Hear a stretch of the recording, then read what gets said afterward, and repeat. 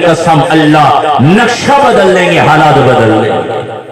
मुसलमान अमल की तरफ दौड़ लगा, अमल की तरफ, जो अल्लाह के नबी पैगाम लेकर आए। हज़रत हुसैन रज़ियल्लाहु तआला अन्हु करबला के मैदान में खड़े हैं और इस हाल में कि 20 जान निसार शहीद हो चुके हैं, लेकिन इस हाल में भी उन्हें नमाज की फिक्र है, नमाज की फिक्र है। और हम आशिक रसूल भी बनते हैं, हुसैनी भी बनते हैं, अहले बैत के अपने आप को गुलाम भी कहलवाते हैं, सहाबा के गुलाम भी कहलवाते हैं, लेकिन नमाज का कोई फर्क कोई नहीं, कोई असर कोई नहीं। और भाइयों आओ आज ये सारा मजमा, कोई सैकड़ों जो मजमा आया हुआ है, अल्लाह आपको जज़ाए खैर अता फरमाए। लेकिन आज एक पैगाम तो ये लेकर जाए कि अल्लाह के नबी के दुनिया में आने का मकसद, हमारे नबी ने पहला काम सजदा किया था। आज से यहाँ से वादा करके उठो कि इंशाअल्लाह जिंदगी भर कभी सजदा नहीं छोड़ेंगे, करते नहीं आते इंशाअल्लाह। और अभी भी जितने देर चाहे प्रोग्राम जिस वक्त भी खत्म हो, लेकिन मैं अक्सर जलसों में यही कहा करता हूँ और काफी अरसे से मैंने ये नियत भी की है कि मैं 12 बजे के बाद बयान नहीं करूंगा, 12 बजे तक प्रोग्राम खत्म होना चाहिए। उसकी वजह है मैं कहीं एक जगह गया था, वहां जलसा था तो बयान किया, रात को 3 बजे का टाइम हो गया, ऐसी गर्मियों के दिन, और कोई 3:45 बजे तो अजान हो जाती है, 4:30 या 4:35 40 पे नमाज, तो नमाज वहीं पर पढ़ी मैंने फजर की। तो जो जिन्होंने मुझे साहिब ने बुलाया था, दावत दी थी, वो नमाज में नजर नहीं आए। तो मैंने कहा भाई वो कहाँ है? कहने लगे बस शायद आंख लग गई होगी, सारा दिन काम करते रहे, थके हारे। तो मैंने कहा अल्लाह के नबी ने फरमाया कि जो फजर जो इशा की नमाज बा जमात पढ़ता है वो ऐसे है गोया आधी रात उसने इबादत में गुजार दी। बाजमात पढ़ता है इशा की नमाज, और जिसने फजर की नमाज भी बाजमात पढ़ी वो ऐसे है गोया सारी रात उसने इबादत में गुजार दी, सारी रात इबादत में गुजार दी। तो भाइयों इन जलसों का मकसद ही है ये दीन को जिंदा करना, दीन को जिंदा करना। तो आप लोग एक तो ये वादा करें इंशाअल्लाह कभी नमाज नहीं छोड़ेंगे, और एक ये वादा करें कि आज की फजर की नमाज इंशाअल्लाह बाजमात अदा करेंगे, आने वाले फजर की नमाज बाजमात अदा करेंगे। ये नहीं कि बस अपने पढ़ ली बस, नहीं, बाजमात। अल्लाह के नबी ने फरमाया मुनाफिकों पर 2 नमाजें बारी हैं, एक इशा की नमाज, एक फजर की नमाज। और हजरत उमर रज़ियल्लाहु तआला अन्हु का मामूल था, हजरत उमर रज़ियल्लाहु तआला अन्हु खलीफा होने के बावजूद भी फजर की नमाज में जो सहाबी नजर नहीं आते तो हजरत उमर रज़ियल्लाहु तआला अन्हु पूछते फला आज नहीं आए। हजरत सुलेमान एक सहाबी हैं, वो फजर की नमाज में नहीं थे, उनके घर तशरीफ ले गए तो उनकी वालदा मिली, पूछा सुलेमान कहाँ है, नमाज में नजर नहीं आए। तो उनकी वालदा कहने लगी वो रात भर इबादत करते रहे तो अभी सुबह के करीब आंख लग गई। हज़रत उमर रज़ियल्लाहु तआला ने फरमाया मैं फजर की नमाज बाजमात अदा करूं, ये मुझे इससे ज्यादा महबूब है कि मैं सारी रात इबादत में गुजार दूं। सारी रात इबादत में गुजारने से बेहतर है कि मैं फजर की नमाज बाजमात अदा करूं। तो भाइयों मेरे नबी की दुनिया में आने का पहला मकसद ही यही है कि नमाज ना छोड़ी जाए, नमाज ना छोड़ी जाए। यहूद को तबाह बर्बाद करना है तो सारे मुसलमानों को घरों में माँ बहनों को कहो नमाज पढ़े, नमाज पढ़े। अल्लाह के नबी सल्लल्लाहु अलैहि वसल्लम ने यही अमल किया। मक्के के काफिर आए हैं तो हमारे नबी ने सारी रात सजदे में गुजारी है कि यही हल है। कोई मुश्किल पेश आए फौरन नमाज की तरफ मुतवज्जे हो जाए। तो ये पहला काम है, पहला मकसद है विलादत का, मिलाद का पहला मकसद अल्लाह के नबी ने दुनिया में आकर सजदा किया है। तो सारे वादा करते हैं इंशाअल्लाह नमाज अदा करेंगे। और दूसरा फलस्तीनियों के साथ हमदर्दी करनी है। तो फिर भाइयों मैं ये मजमून भी कई दिनों से दोहरा रहा हूँ कि जिस मुल्क की मईशत मजबूत होती है वही लोग जंग करते हैं, जिनकी मईशत मजबूत होती है वही जंग करते हैं।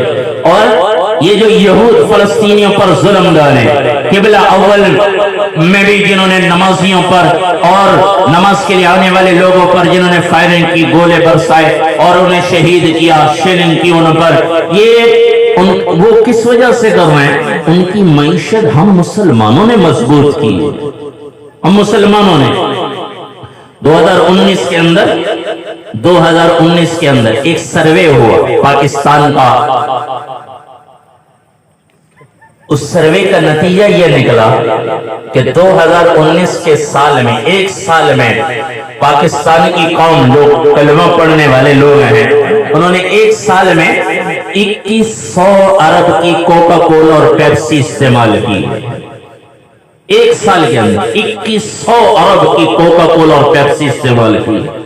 ہر دیہات میں وہاں جان بجلی بھی نہیں ہوتی، وہاں بھی کوکا کولا اور پیپسی استعمال ہو رہی. اور یہ یہودی کمپنیاں ہیں، اور یہودیوں کی ساری کمپنی کا انہوں نے ایک اصول قانون رکھا ہے. جو بھی کمپنی کھولتا ہے کسی نام سے بھی، چاہے وہ کھانے پینے کی ہو، وہ ضرورت کی استعمال کی چیزیں ہوں، پیٹرول پمپ ہو یا کوئی اور ہو، تو ان کا ایک قاعدہ ہے، وہ چھوٹی کمپنی کے اوپر 20% اور بڑی کمپنی کے اوپر 40% یہودیت کے لیے استعمال کرتے ہیں. یہ 2100 ارب اگر 20% بھی نکالیں، 2100 اربوں روپیہ بنتا ہے جو صرف اسرائیل کو دیا ہے، اور وہاں سے وہ گولی بن کر ہمارے مسلمان بھائیوں پر برسے ہیں. یہ ہم نے تعاون کیا. اسرائیل یہ صرف کوکا کولا اور پیپسی ہے، کوکا کولا اور پیپسی، اور باقی اس کے علاوہ اور کھانے پینے کی چیزیں ہیں اور پیٹرول پمپ ہیں، یہودیوں کے ہیں. لیکن آج ہم مسلمان چھوڑنے کے لیے تیار ہوئے ہیں. اللہ کی قسم کھا کر کہا جا سکتا ہے چند دن مسلمان ان کی ساری چیزوں کا بائیکاٹ کر دیں. 3 دن ان کے فضائی پروازیں بند ہوئی ہیں اور کروڑوں ڈالر ان کو نقصان ہوا ہے. جس دن یہ پاکستان کی عوام جو روڈوں پر نکلے تھے اور کہنے لگے اسرائیل مرد آباد، وہ اللہ کی قسم کوئی اور کام نہ کرے، ایک با جماعت نماز ادا کرے، فجر میں پوری مسجد کو بھر دیں، اور دوسرا کام آج کے بعد کوئی اسرائیلی مصنوعات استعمال نہ کرے، سب کا بائیکاٹ کر دیں. پیٹرول پمپ کا پیٹرول وہاں سے ڈلوائیں جو پاکستانی ہیں، چیزیں وہ خریدیں جو پاکستانی ہیں، کوکا کولا اور پیپسی کا بائیکاٹ کر دیں. تو رب کی قسم یہ چند دنوں میں ہی یہ مسلمانوں کے سامنے گھٹنے ٹیکنے پر مجبور ہو جائے. تو ہم نے معیشت مضبوط کی ہے.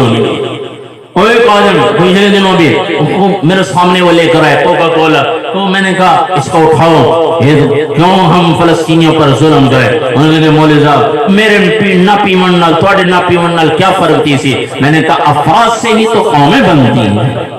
میں اور آپ نیت کریں، ایک آدمی نیت کرے اور پھر وہ اوروں کو دعوت دے. یہ سینکڑوں کا مجمع ہے. ہم نیت کریں آج کے بعد ہم نے اسرائیلی مصنوعات چھوڑ دینی ہے، اور روزانہ ایک آدمی کو اس پر تیار کرنا ہے. ایک وقت آئے گا کہ پاکستان میں کوئی اسرائیلی مصنوعات استعمال نہیں ہوں.